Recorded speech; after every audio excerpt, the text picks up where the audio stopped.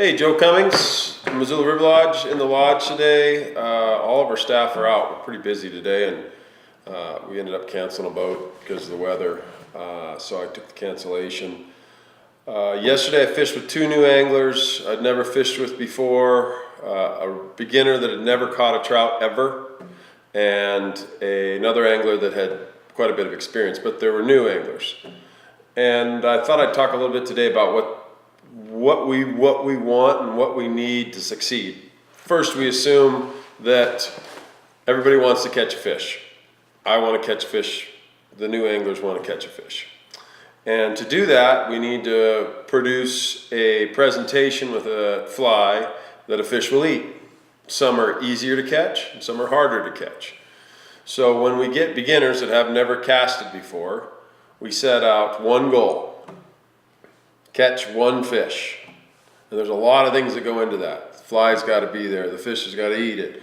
There has to be a hook set. Then we have to play the fish. And beginners, if they trust and try, meaning trust the guide and try their very best, tend to succeed. There's some certain tasks that we try to get done during the day, and of course they're not going to be as done as well as somebody that has experience. But once they try to listen and try to do those things, then generally catch fish. So the beginner yesterday caught 3 trout. He fed a dozen that were on or around his fly or eating his fly. And the last one we caught was an 18-inch rainbow.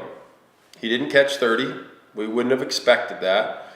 But he caught a really nice trout that's a wild trout in Montana on his cast, on his hook set, and landed it. Great thing.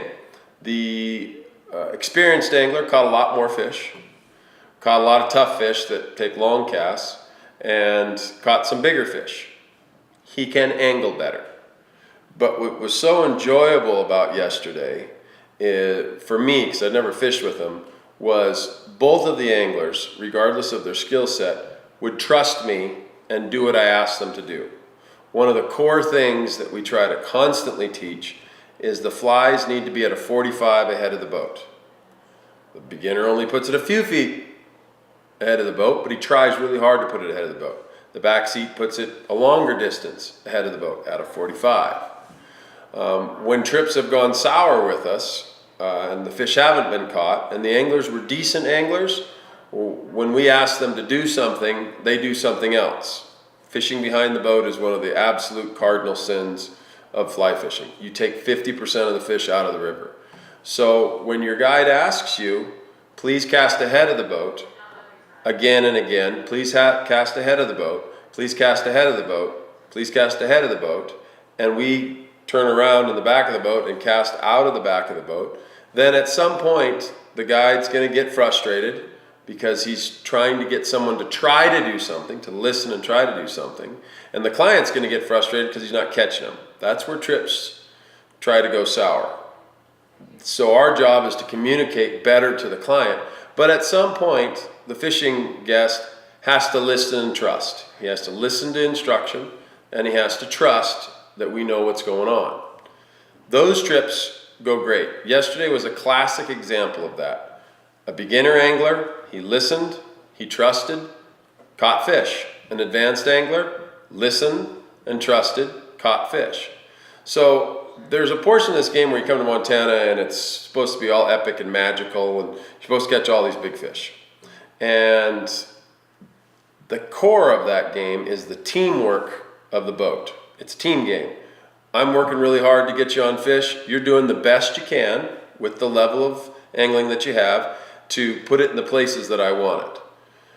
That is a successful trip. An unsuccessful trip is when the clients either go off the page and do whatever they want, or the guide doesn't communicate well where the fly needs to go, how the fly needs to go. We don't have a lot of frustrating trips, but really hammered home how a teamwork boat can catch a lot of fish yesterday. I didn't know them. I didn't know how they could cast. I didn't know how they could fish. But we played team ball yesterday, had a very strong day of fishing. That's a cool thing. when the boat's all working together. And there's a lot of times we've had some guests that were unwilling to do the things that we asked to do, and then they were unhappy with the result. That's a difficult thing to try to explain, especially to an advanced angler who's fished a lot but hasn't fished this particular area, and so has an opinion about where the fly needs to be, and it's different than what the guide wants. So anyways, we played team ball yesterday. It's still rainy, cloudy. There were some bugs. There were some rising fish we caught. We did catch some hopper dropper fish yesterday. I thought the fishing was good. I thought the angling was better than the fishing. We fished it better than what the river wanted to do because we listened and we trusted. Listen, trust.